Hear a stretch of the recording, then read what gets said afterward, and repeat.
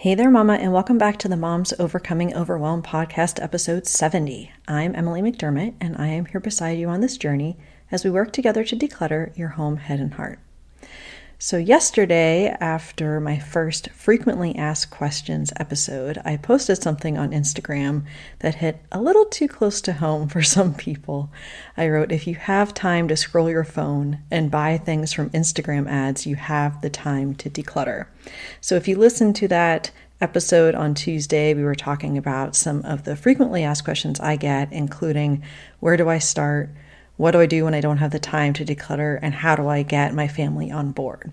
And if you want to submit a question to be featured in next Tuesday's episode, all you have to do is either email me at info@simplebyemmy.com, or you can go to my podcast page, which is simplebyemmy.com/podcast, scroll down to where it says start recording, and you can leave a voice message for me. So I look forward to answering those questions next Tuesday and hope that I am still speaking the truth in love, which is my intent.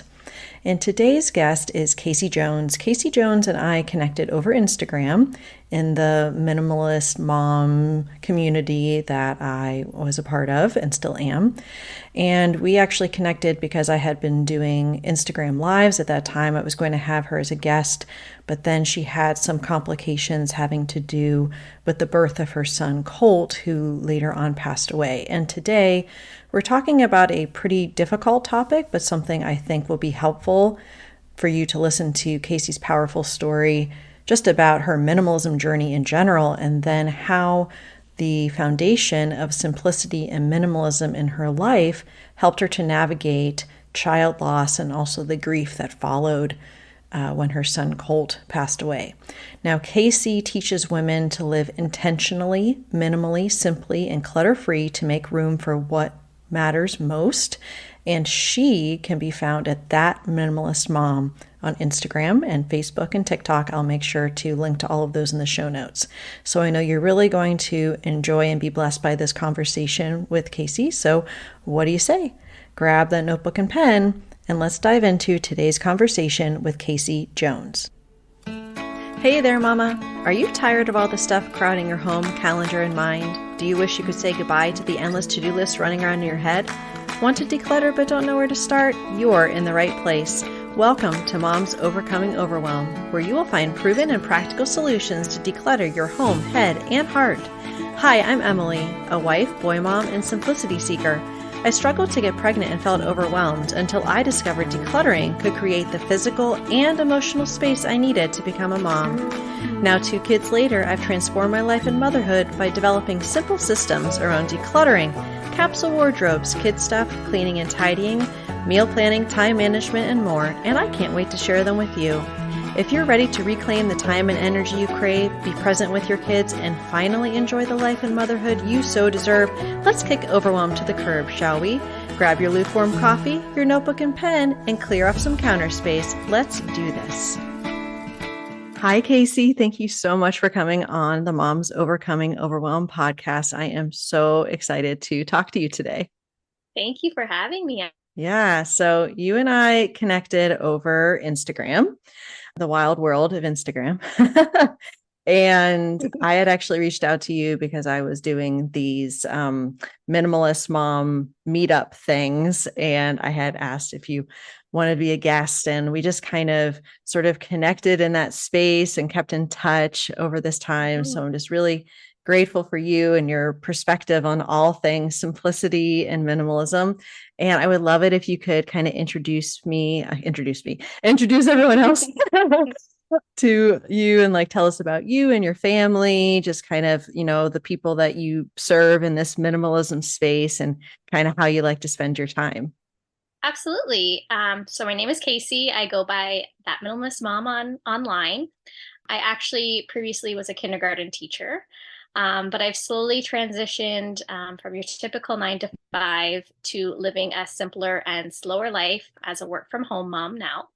So my husband and I, we have 3 kids. We have 2 here on Earth, and then one, as you know, who passed away last February. So our family really values like experiences and creating memories and spending time together. So we do a lot of like hiking and playing board games and, watching movies, swimming, that kind of thing, spending lots of quality time together. So I started sharing about my journey online and then just found a lot of moms who relate it about wanting to, spend more time on the things that matter.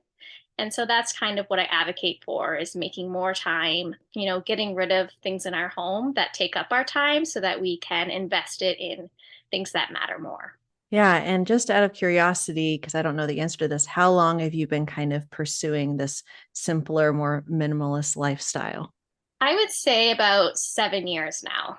Yeah. And what I've noticed about you is like I keep telling people there's not this final destination that you like arrive and Mhm. all of a sudden like, oh, No. there's confetti and fireworks. And it's like, you've arrived at the destination, minimalism, simplicity, Yeah. decluttering.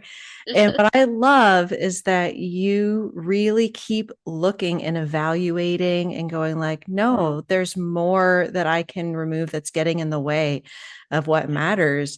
And it's like, I could look at your account a week ago and you're like, okay, more stuff going out, more stuff going out. And I just really appreciate that because I feel like so many of us look at our homes just kind of like, is this repository of stuff and all the Mhm. memories associated with it and everything. And I like to see it, as it seems like you do too, as sort of this more fluid, like we are here, but the stuff is going to kind of come and go. And that's Absolutely. okay. Right. Yeah, you're so right. It's a journey and there is no like final end destination where you're like, woohoo, I'm finished because you're Mhm. never done and your life is just constantly changing. And so the things in your house change as well. And what meant something to you, a month ago might not mean the same to you now, kind of thing. Yeah. And just kind of normalizing that that's okay. Yeah, for Because I sure. feel like in like our culture, and you're in Canada, but even just sort of that Western culture, Mhm. it's sort of like, oh, okay, well, you own something. And so it means this much and you have to hold on. So I just think it's a very refreshing viewpoint. And I would love it if you could take us back, since we talked to our overwhelmed mama friends here. Mhm. If you could take Mhm. it back to a time in your motherhood that you were just overwhelmed by the chaos, it could be the stuff, it could be just, the schedule, the calendar, it could be mental clutter, just any of those Mhm. things, and kind of bring us back to that time and sort of when you're like, something needs to change, and sort of what was the catalyst for making that change. Yeah, so when you say that, like I can literally picture the pivotal moment in my life when this happened. So my two oldest, they're 18 months apart, and I had just gone back to work full time, and I was trying to manage like all of the things. So like working full time, taking care of two toddlers, trying to manage a home, like cooking, cleaning, laundry, like all the things. And I truly, truly felt like I was drowning in both like the responsibilities and the stuff in our home. And I was just miserable. I was wishing away the days, which is so sad to say and to even think about. I wasn't spending any quality time with my husband or my kids because it just felt like there was never enough time in the day at all. And so finally I got to the point where I was like, my husband and I sat down and I was like, this cannot be what we were put on this earth to do. And because we're working all the time, and when we are home, we're just too busy managing all this stuff to even spend time in our home and enjoy it, enjoy the space. And then, like, not to mention always feeling 10 steps behind on all of our responsibilities. And then, going to bed and waking up and doing it all over again every single day just didn't sit right with me. It didn't feel like that was my purpose. And so that's kind of when I was determined to find another way to live, a more meaningful way, I guess you could say, to live. So that was really like the catalyst for us to make some really, really big changes. So after that conversation, we actually sold our home and moved into a much smaller home. It was just a bungalow, and we rented out the entire basement. So we just lived on one floor. It had two bedrooms, and we had to sell like 90% of our belongings because they wouldn't fit in the home. It wasn't because I was like trying to be a minimalist. I didn't even know what that was at the time, but it like literally wouldn't fit into the home. And so we sold like 90% of our belongings, and then we discovered how much easier it was to maintain a home with so much less stuff in it. And it was like all of a sudden we had gained back all these hours in our day to spend together. And so that was like the big aha moment. Like, wow, we didn't need that big home. Like it was so much easier having this tiny home. Yeah, that's such a countercultural idea Yes. that, everyone is always like, okay, you go to school, you get the job, you get the house, you get the bigger house, you Mm-hmm. get the bigger house. Mm-hmm. And I don't think people recognize just sort of like the freedom that comes from living in a smaller space. And my Yeah. experience is different in that, I'm in a townhouse. So Mm-hmm. we do have a ton of space as far as like, it's like about 2,000 square feet, 2,500 Mm-hmm. with the basement. But a lot of times I think, oh, well, if we live closer to family where the cost of living was lower, I know that we would be in a bigger house. And honestly, I don't want that. I I know. don't want to be in a bigger house. And everyone thinks I'm crazy. Just kind of like, well, Mm-hmm. don't you want more space? I'm like, no, because I feel like I've been thinking a lot about this concept of capacity. Like my capacity in this season is to manage a certain amount on my plate. And Yeah. so, if I have more space in my home, I may not want to fill it, but I live with other people. Yeah. And Exactly. yeah, the general thought is like, oh, we need to fill the space. So Mm-hmm. that's really amazing that you were able to kind of just again think about, okay, what matters here? Like what matters the most, and then Yeah. being able to live with less and to have your husband and you both on board with that. And I know now, I think you're living in a different home, right? Yep. And Yeah, so so, this kind of yeah, goes, sorry to interrupt you. no, you're This fine. kind of goes back to what you were saying about it being a journey and like it's always a learning process. So after that home, we moved for my husband's work and we moved back to a bigger home because that was like what was available really at the time. And we were thinking like, oh, we'll love it. We'll keep the same amount of things. It won't be that big of a deal. But there was still like so much dusting and vacuuming. And I was like, I hate this big home. I hate it. I want my tiny home back. And so then we moved again. And yes, we bought a much smaller home again. And we just like, it's a constant learning curve. Like, oh, okay, maybe we do want the big home. Okay, nope, we realized again that doesn't work for us. So then back to the smaller home again. So we're constantly learning and reevaluating, what works for Yeah. us. And again, that concept of fluidity, it's like you don't have to be Hmm. stuck, you don't have to be Yeah. stuck in a certain place or a certain lifestyle or anything. And I think that's really interesting. I was talking to someone, Mary Simpson, who's also kind of in the minimalist world and Instagram minimalism with Mary. And she's a similar story in that downsizing by about 75%.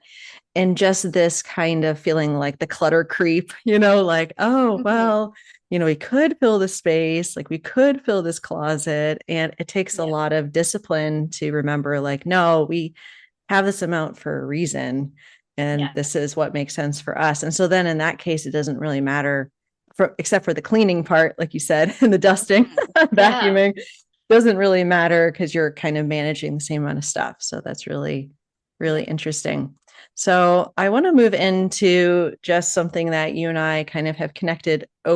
over the year plus that we've known each other, and just about kind of having that foundation of simplicity, minimalism, understanding what really matters to you and your family and the values that are most important.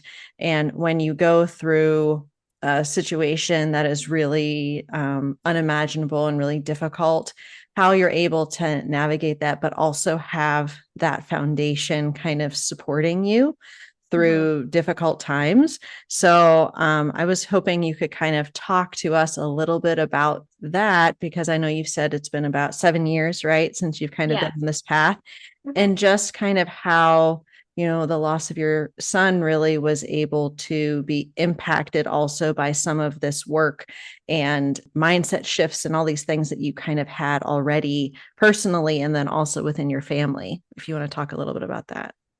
Yeah, absolutely. So it really gave us the opportunity to be with each other more in a season where we really, really needed that. So the opportunity to, grieve together, have that quality time as a family, to, mourn and heal without having to worry about all the other insignificant, responsibilities we had previously. So because we had simplified our home so much, we had all those hours that we gained back already that we could now spend with each other, which at the time was all I wanted to do. I just wanted to like soak up every single moment with my other two kids. And that's like exactly what we did. So we went on a family vacation, and my husband, he took like 3 months off work, and we really just focused on healing our family. And a lot of that wouldn't have been possible had we still been living in that big house with all that stuff to manage and, all the responsibilities that came with that. And then, the routines that we had set up, simplifying our house, the habits that we had created really, really came in handy when you're, in a really dark period. Things don't pile up the way that they would otherwise. And I could imagine that if I was still living in that house with all of those things and not having those habits, that things could have piled up really, really quickly. And, I would have been drowning in all those responsibilities, which would have made the whole process even worse because I wouldn't have had known like how to dig myself out when I was in such deep grief. Yeah, that's really very powerful because, and also I was thinking about just sort of how your time is spent because it's obvious that the quality time with your Mm-hmm. family is like the most important thing. And do you feel like the way that you have approached activities and your schedules as a family, that you were having kind of that foundation of, okay, we're not having the kids and, a million activities and we're working like 14-hour days Absolutely. and whatever. Can you talk a little bit just sort of how the minimalism in your schedule was able to support you in that time as well? Absolutely. So I feel like COVID played such a big part in that because that was like the greatest thing when all the activities got canceled.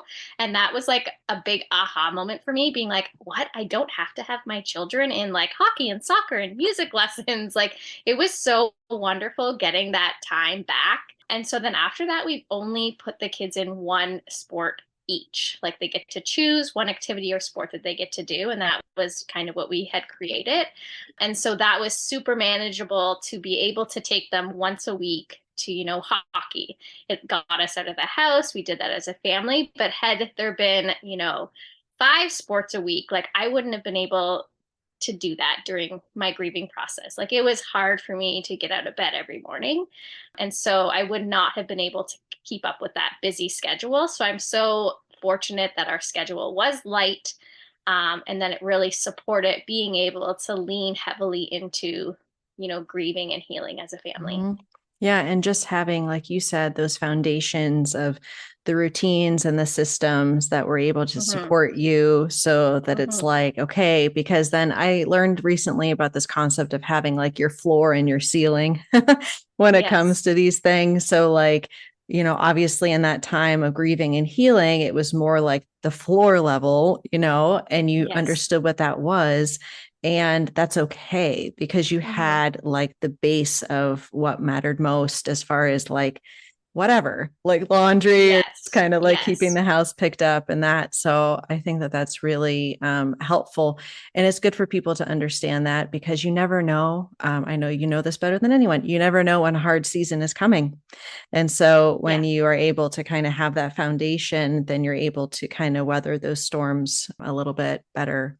So I know that when anyone they experience a loss, there's always stuff that is associated with that relationship.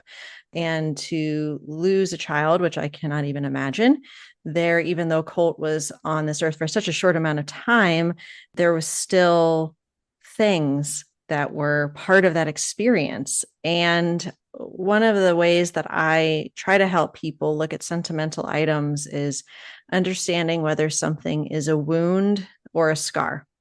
Mm-hmm. And if it's a wound, that means you're still healing, you're still processing, and hold on to that thing because you're still trying to get through that time. And if it's more of a scar and you realize, okay, this is something that is from the past, but now I feel like I'm ready to let go, then you can let go during that time.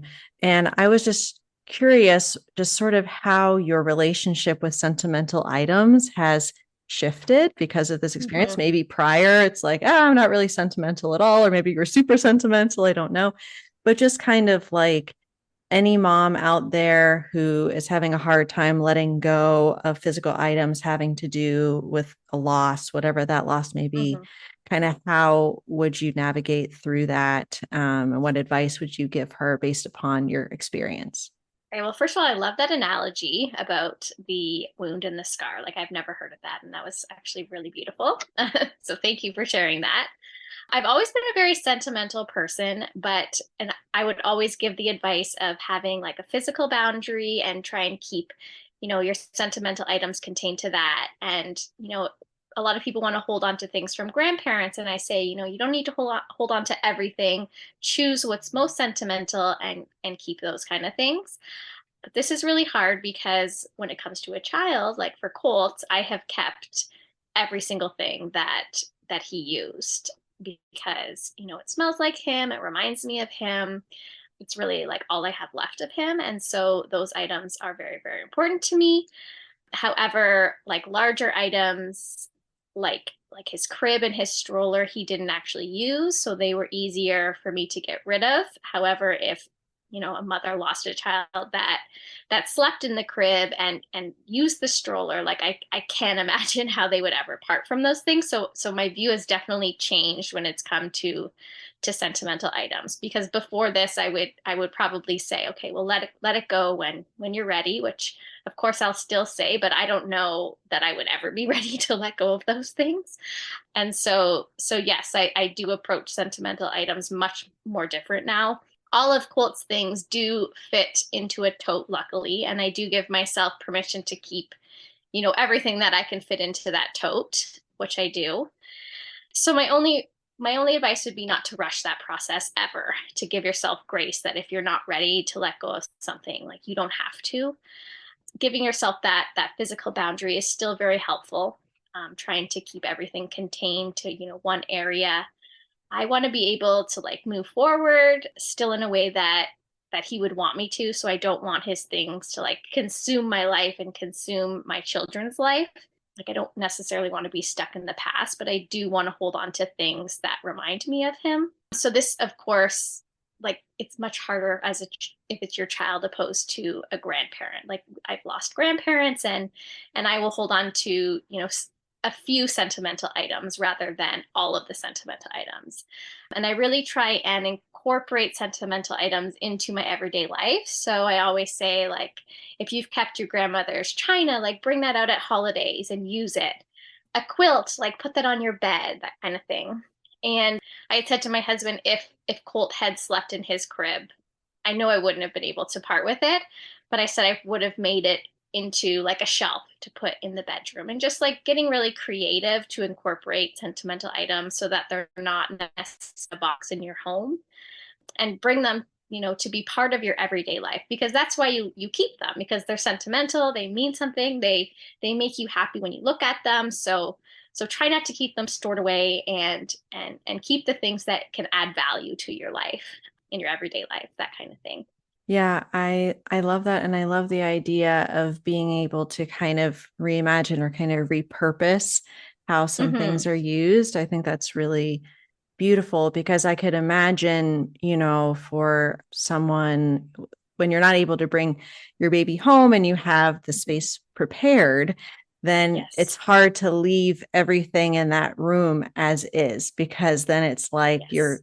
opening and closing the door all the time, Absolutely. right? To the And it would grief. be very painful. Very painful, right? But to be able to kind of incorporate things from that in a different way, I just think that is such great advice and so beautiful. And you're right. I mean, not having experienced it myself, I can't imagine that experience being anything like anyone where you would anticipate that they would be Hmm. passing, like an Yes. elderly grandparent or something like that. And Hmm. I think that that's, yeah, I think that that's really great advice. Is there anything else that you would want to say, I guess, to moms that are sort of experiencing loss and grief of any type? And just as far as like remembering what's most important and just kind of keeping that alignment with your values, anything you would want to say? Yeah, just reminding them to keep things as simple as possible and ask for help so that you can really lean into what's most important, which is, grieving, allowing yourself to grieve, allowing yourself to heal, spending those quality moments with your loved ones, because that honestly is what helped me the most in my grieving process, is just being able to spend time with my husband and my kids and my family members. And so asking for help with the other responsibilities. So if your house is not simplified the way that mine was, maybe you need to outsource some things. Maybe you need to hire a cleaning team to come in and do your cleaning for you, or your laundry, or have like a meal delivery service, set up. Don't be afraid to ask for help in order to keep things simple so that you can use your energy for the healing and grieving process. Yes, wonderful. That's excellent advice. I always talk about, your most precious resources, and then you want that to Yes. go towards what matters most. So that's really beautiful. Well, Casey, please let everyone know where they can connect with you. You have so much goodness going on on Instagram and maybe other places otherwise that I don't know about. So tell everyone how to connect with you. Yeah, so I am That Minimalist Mom on Instagram and TikTok and Facebook. And yeah, you can find me there. Okay, wonderful. Well, thank you so much for coming on the show and chatting. It was just really lovely to have this conversation after you and I have been kind of more online buddies for a while. And so thank you again for coming on the show. Thank you so much for having me. If you like today's podcast, here's what you can do. Just take 30 seconds to leave me a review. I know you're a busy mama. You're overwhelmed, in fact, but 30 seconds of your day makes such an impact. I'll be blessed by your words. They'll definitely make my day. And who knows, you might be entered for this month's giveaway. In Apple Podcasts, scroll down to write a review. Thanks so much for your time. I'm so grateful for you.